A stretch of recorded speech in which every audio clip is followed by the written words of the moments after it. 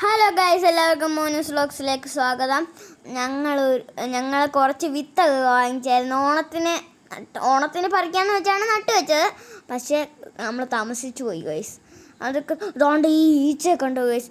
ഈ ഈച്ചയുടെ പേരെന്തോന്ന് വെച്ചാൽ തണ്ട് തുരപ്പൻ എന്ന് പറയുന്ന ഈച്ചയാണ്. ആ ഈച്ച ഏത് മറ്റേ തണ്ടില്ലേ അതിനകത്ത് വന്ന് കുത്തും. അത് ആ ചെടി അങ്ങ് വാടിപ്പോവും. ഞങ്ങളൊരു ദിവസം വന്ന് നോക്കിയപ്പോൾ ഇതുകൊണ്ട് അത് വാടിയിരിക്കുന്നുണ്ട്. അടിഭാഗം ചെറുതായിട്ട് അടിഭാഗം കൊണ്ടൊക്കെ ഇരിക്കുന്നുണ്ട്. അതുപോലെ ഞങ്ങൾ നോക്കിയപ്പോൾ ഒരു ചെടി മൊത്തത്തിൽ വാടിയിരിക്കുന്നു ഗൈസ്. അതുകൊണ്ട്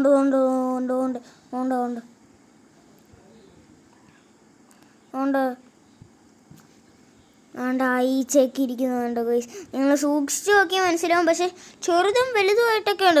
കണ്ടോ ഗൈസ്, അത് മൊത്തം ഇതാക്കിയതാണ് ഗൈസ്. നമ്മുടെ മുളക് കണ്ടോ ഗൈസ്, ഇതിനകത്തൊന്ന് പറിച്ചാണേ. ബാക്കി വന്ന് മൊത്തം അങ്ങ് നമ്മൾ പറിച്ചെടുത്തതൊക്കെ. പിന്നെ നമ്മുടെ വീട്ടിലും ഇങ്ങനത്തെ ഒരു ചെടികളൊക്കെ കാണുമ്പോൾ നമുക്കൊരു കുളിർമ, ഒരു സന്തോഷം, ഒരു മനസ്സുഖം.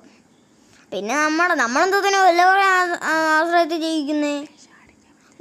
തമിഴ്നാട്ടിൽ നിന്നൊക്കെ വരുന്ന വിഷം അടിച്ചിട്ടായിരിക്കും.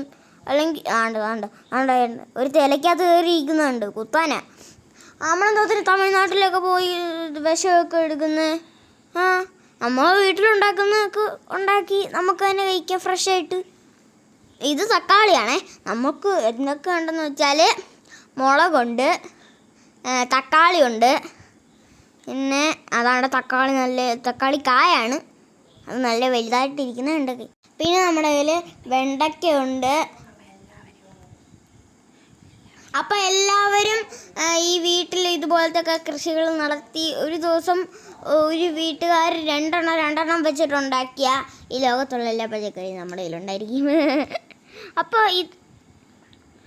അപ്പോൾ ഇതുപോലൊക്കെ ഉണ്ടാക്കി നിങ്ങളുടെ വീട്ടിൽ ഏതൊക്കെ പച്ചക്കറി ഉണ്ടെന്ന് എൻ്റെ അടുത്ത് കമൻറ്റ് ചെയ്ത് പറയണേ. ഞങ്ങളുടെ വീട്ടിലുള്ളതാണ് നിങ്ങളിപ്പോൾ കണ്ടുകൊണ്ടിരിക്കുന്നത്. ഇത് വെണ്ടയ്ക്കയാണേ. പിന്നെ ഇതൊക്കെ വെണ്ടയ്ക്കയുടെ നമ്മുടെ വെണ്ടയ്ക്ക ഇപ്പം കാണും. നമ്മുടെ വെണ്ടയ്ക്ക പറിച്ച് വെച്ചേക്കുന്നു.